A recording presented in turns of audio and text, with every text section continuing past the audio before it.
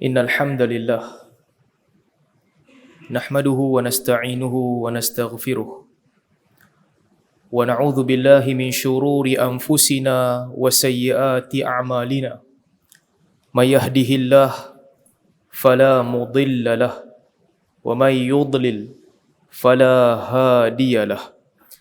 Sesungguhnya segala puji adalah milik Allah Subhanahu wa taala. Kita memuji Allah, memohon keampunan dan pertolongan daripada Allah. Kita berlindung dengan Allah daripada keburukan jiwa kita dan juga kejahatan amalan-amalan kita. Sesiapa yang diberikan petunjuk oleh Allah, tidak ada sesuatu pun yang boleh menyesatkannya. Dan sesiapa yang disesatkan oleh Allah, tidak ada sesuatu pun yang boleh memberi petunjuk kepadanya. Ashhadu an la ilaha illallah wahdahu la syarikalah wa ashhadu anna Muhammadan abduhu wa rasuluh. Allahumma salli ala Muhammad wa ala ali Muhammad kama sallaita ala Ibrahim wa ala ali Ibrahim innaka Hamidum Majid. Wa barik ala Muhammad wa ala ali Muhammad kama barakta ala Ibrahim wa ala ali Ibrahim innaka Hamidum Majid. Amma ba'd. Sidang Jumaat yang dirahmati Allah, saya berpesan kepada kita semua agar senantiasa bertakwa kepada Allah Subhanahu wa taala. Ittaqullaha haqqa tuqatih. Bertakwalah dengan sebenar-benar takwa kepada Allah, yakni dengan menjunjung tinggi serta melaksanakan segala titah perintah Allah Subhanahu wa taala, serta meninggalkan segala larangan dan tegahan Allah Subhanahu wa taala. Allah Subhanahu wa taala menciptakan kita, lalu mewajibkan kepada kita untuk memeluk agama Islam, untuk menyembah Allah Subhanahu wa taala serta tidak mensyirikkan Allah Subhanahu wa taala dengan sesuatu pun. Dan apabila seseorang telah memeluk Islam, Allah Subhanahu wa taala telah mewajibkan kepada mereka salat sebanyak 5 waktu sehari semalam. Dan di dalam salat itu mengandungi segala tuntutan dan juga keperluan hidup hamba Allah di atas muka bumi ini. Tidak ada orang yang boleh menjadi Muslim dengan sebenar-benar Muslim, mukmin dengan sebenar-benar mukmin, melainkan mestilah di dalam hidupnya dia membaca Al-Quran setiap hari. Tidak sempurna bagi orang mukmin yang tidak membaca Al-Quran dalam hidupnya. Kerana itulah di dalam salat kita mengulang-ulang surat Al-Fatihah sekurang-kurangnya. Alhamdulillahirrabbilalamin, Ar-Rahmanirrahim, Maliki yaumiddin, Iyyaka na'budu wa iyyaka nasta'in, sehingga ke penghujung ayat kita ulang setiap hari. Itu kewajipan minimum untuk menjadi orang Muslim.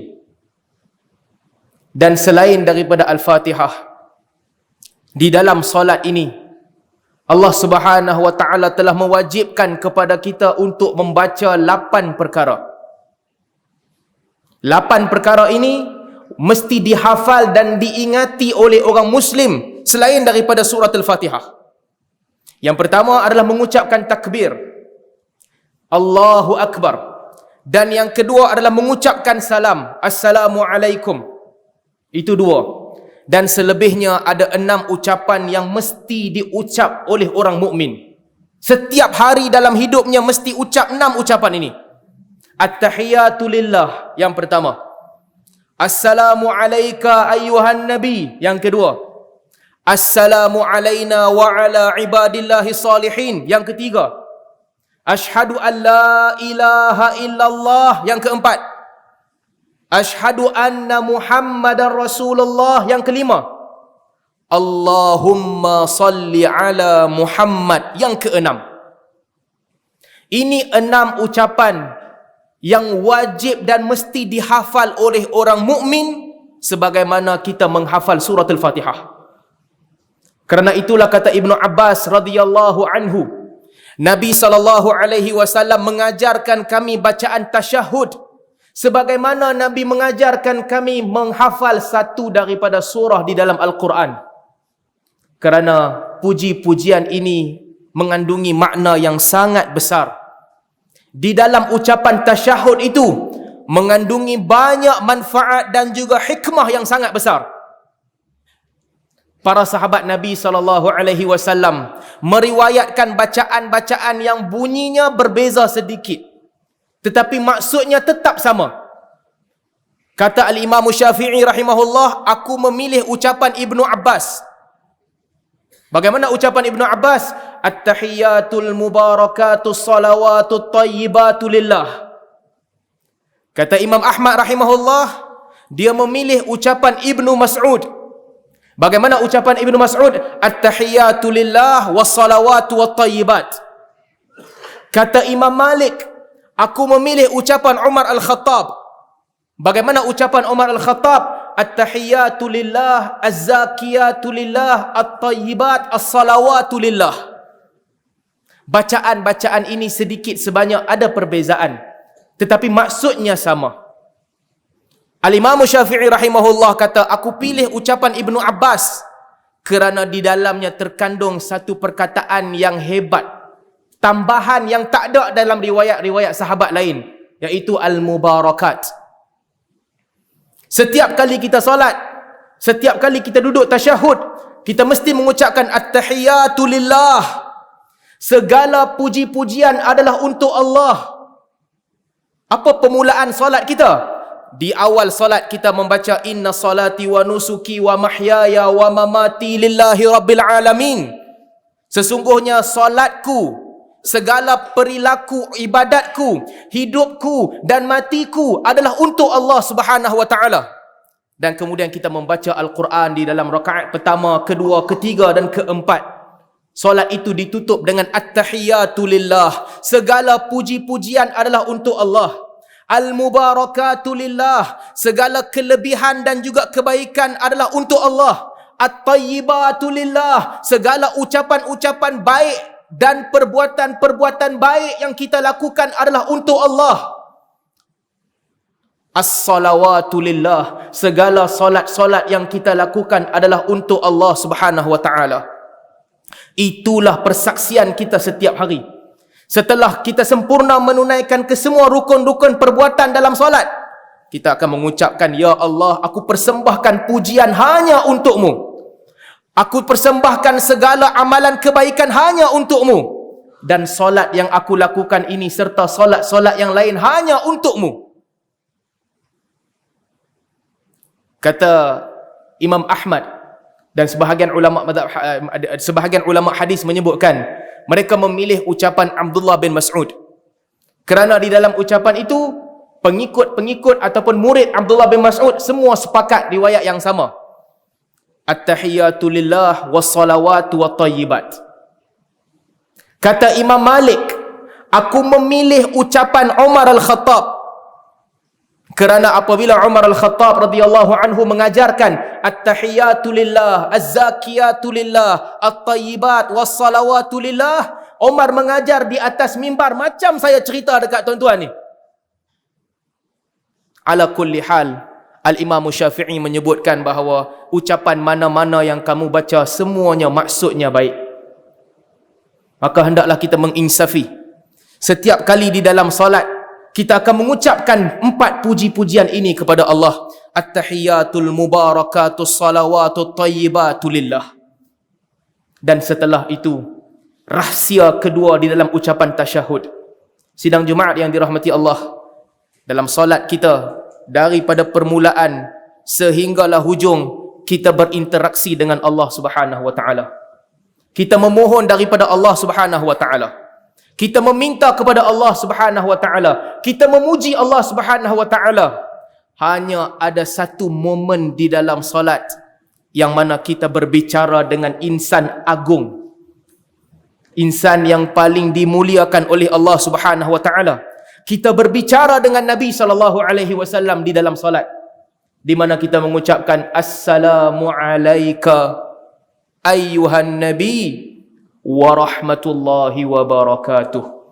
Sesungguhnya kesejahteraan kepadamu wahai Nabi, dan juga rahmat Allah dan juga barakat Allah. Inilah satu-satunya detik di dalam solat yang mana selain daripada itu kita bermunajat, berbicara dengan Allah Subhanahu wa taala. Kecuali detik ini, Nabi sallallahu alaihi wasallam mengajarkan para sahabat, ketika ini kamu berbicara dengan aku, ucaplah assalamu alayka ayyuhan nabi wa rahmatullahi wa barakatuh. Kerana itulah sebahagian besar ulama muslimin, walaupun setelah kewafatan Nabi sallallahu alaihi wasallam sehingga ke hari kiamat, mereka menyebutkan bahawa dituntut di dalam solat kita mengucapkan salam dengan mengucapkan kepada engkau wahai Nabi. Sidang Jumaat yang dirahmati Allah, maka dengan itu sebagai orang mukmin, setiap hari dalam solat kita 9 kali, semua solat ada 2 tahiyat kecuali solat subuh, 9 kali kita mengucapkan salam kepada Nabi sallallahu alaihi wasallam. Dan kemudian kita mengucapkan tasyahud, asyhadu an la ilaha illallah. Kemudian kita mengucapkan asyhadu anna Muhammadan Rasulullah, ataupun dalam riwayat lain asyhadu anna Muhammadan abduhu wa rasuluhu. Bersaksi bahawa tidak ada Tuhan melainkan Allah Subhanahu wa taala, serta bersaksi bahawa Nabi Muhammad adalah hamba dan pesuruh Allah. Sidang Jumaat yang dirahmati Allah, kita baca ucapan ini bertahun-tahun, daripada kita kecil sampailah kita sebahagian daripada kita tua, sampailah sebahagian daripada kita meninggal dunia. Kita ulang berkali-kali, at-tahiyatul mubarakatus salawatut tayyibatu lillah, assalamu alayka ayyuhan nabi wa rahmatullahi wa barakatuh, assalamu alayna wa ala ibadillahi salihin. Tetapi ambillah sedikit masa untuk merenung maksudnya, untuk mengetahui maksudnya. Kalau sebelum ini ketika kita solat kita baca sahaja, hanya permainan dan gerakan lidah, maka mulai detik ini cubalah mengambil iktibar, membaca dan mengetahui maksudnya. Apabila kita mengucapkan at-tahiyatu lillah, renungilah bahawa sebenarnya kita mempersembahkan segala puji-pujian untuk Allah Subhanahu wa taala.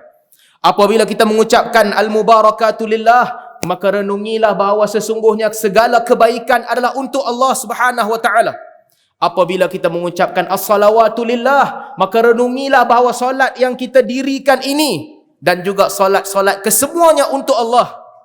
Dan juga apabila kita mengucapkan at-tayyibat, at-tahiyatul mubarakatuh salawatut tayyibat, at-tayyibatu lillah, maka renungilah bahawa segala perbuatan baik yang kecil dan yang besar dipersembahkan semata-mata untuk Allah Subhanahu wa taala.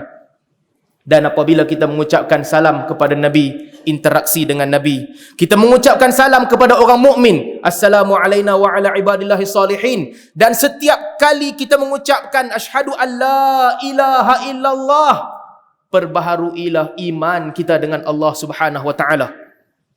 Ucapan ini bukan hanya untuk di mulut, tetapi tanamlah di jiwa kita bahawa sesungguhnya tidak ada Tuhan melainkan Allah Subhanahu wa taala.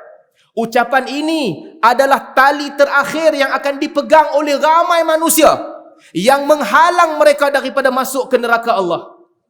Ucapan inilah ucapan penyelamat, kod untuk memasukkan hamba Allah ke dalam syurga. Ucapan inilah ucapan yang akan mengeluarkan orang mukmin yang berdosa daripada neraka, lalu memasukkan mereka ke dalam syurga. Tidak ada ucapan yang lebih mahal dan lebih bernilai daripada asyhadu an la ilaha illallah. Renungilah itu setiap kali kita mengucapkan tasyahud. Dan apabila kita mengucapkan asyhadu anna Muhammadan Rasulullah, maka renungilah juga bahawa sesungguhnya pesuruh Allah adalah Rasulullah. Hendaklah kita mengikuti setiap jejak langkah Nabi sallallahu alaihi wasallam serta meninggalkan segala tegahan Nabi sallallahu alaihi wasallam, kerana baginda tidak bercakap dengan nafsu. Baginda menyampaikan perintah Allah Subhanahu wa taala. Aqulu qawli hadha wa astaghfirullah li wa lakum.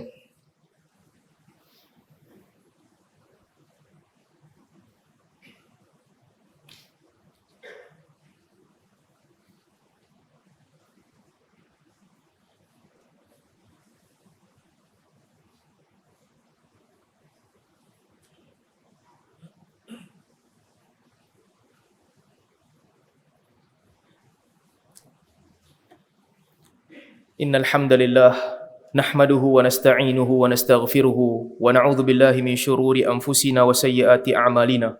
May yahdihillahu fala mudilla lahu wa may yudlil fala hadiyalah. Wa ashhadu an la ilaha illallah wahdahu la syarika lah. Wa ashhadu anna Muhammadan 'abduhu wa rasuluh. Allahumma salli ala Muhammad wa ala ali Muhammad kama sallaita ala Ibrahim wa ala ali Ibrahim innaka Hamidum Majid. وبارك على محمد وعلى آل محمد كما باركت على إبراهيم وعلى آل إبراهيم إنك حميد مجيد أما بعد عباد الله أوصيكم وإياي بتقوى الله فقد فاز المتقون. Hamba-hamba Allah sekalian, saya berpesan kepada kita sekalian untuk senantiasa bertakwa kepada Allah Subhanahu wa taala. Sidang Jumaat yang dirahmati Allah. Allah Subhanahu wa taala mewajibkan untuk kita mendirikan salat Jumaat. Satu perhimpunan yang dihadiri oleh orang mukmin saban minggu. Dan hendaklah kita mengambil pengajaran dan juga kebaikan daripada perhimpunan ini. Kerana itulah Nabi SAW berpesan, apabila khatib naik ke atas mimbar berkhutbah, fala yatakallama ahadukum, dan janganlah sebahagian daripada kamu berkata-kata. Menunjukkan bahawa di dalam khutbah ini ambillah pengajaran sebanyak mungkin. Nabi SAW menghalang, melarang orang dari berkata-kata. Bahkan sehinggalah dilarang untuk menghalang orang lain, untuk suruh orang lain duduk diam, itu juga dilarang. Tidak dibenarkan di dalam khutbah juga apabila makmum mendengar khutbah mereka melakukan segala perbuatan yang menghalang mereka daripada mendengar dan mengambil manfaat daripada khutbah. Kerana itu saya berpesan kepada diri saya dan kita sekalian, ambillah perhatian. Masa khutbah Jumaat bukanlah masa untuk kita bermain telefon, bukanlah masa kita untuk menghilangkan penat, mengambil waktu untuk tidur, bukan juga masa untuk kita bersua kenal dengan orang-orang di sebelah. Kerana perhimpunan ini penting. Perhimpunan ini perhimpunan yang diwajibkan oleh Allah Subhanahu wa taala.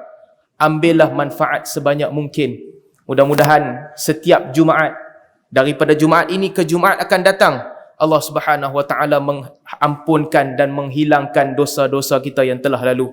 Demikianlah juga daripada Jumaat seterusnya, agar Allah Subhanahu wa taala memadamkan dan menghilangkan dosa kita serta memasukkan kita ke dalam syurga Allah Subhanahu wa taala bersama dengan orang-orang yang beriman. Allahumma ighfir lil muslimina wal muslimat wal mu'minina wal mu'minat al ahya'i minhum wal amwat innaka sami'un qaribun mujibu da'wat wa qadiyal hajat. Rabbana ighfir lana dhunubana ma qaddamna wa ma akharna wa ma asrarna wa ma a'lanna wa ma asrafna wa ma anta a'lamu bihi minna antal muqaddimu wa antal muakhir la ilaha illa anta. ربنا اغفر لنا ذنوبنا ولإخواننا الذين سبقونا بالإيمان ولا تجعل في قلوبنا غلا للذين آمنوا ربنا إنك رؤوف رحيم. اللهم افتح علينا أبواب رحمتك وأبواب رضاك وأبواب بركاتك من السماء والأرض. ربنا آتنا في الدنيا حسنة وفي الآخرة حسنة وقنا عذاب النار. آمين يا رب العالمين. عباد الله، إن الله يأمر بالعدل والإحسان وإيتاء ذي القربى وينهى عن الفحشاء والمنكر والبغي يعظكم لعلكم تذكرون. فاذكروا الله العظيم يذكركم واشكروه على نعمه يزدكم ولذكر الله أكبر والله يعلم ما تصنعون.